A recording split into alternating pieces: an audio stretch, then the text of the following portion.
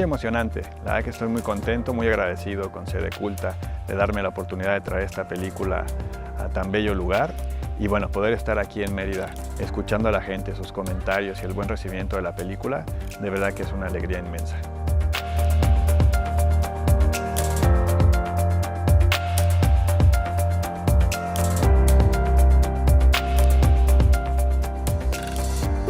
Me gusta el hecho de pensar que hay la posibilidad de hacer cine sin tanto presupuesto, porque obviamente muchos artistas, como igual aquí en el estado, pues necesitan esta inspiración de crear, ¿no? Me gusta cuando los cineastas tratan de hacer cosas más experimentales, más fuera de las reglas, y pues siendo un director mexicano, pues con más razón me dio ganas de venir a verla.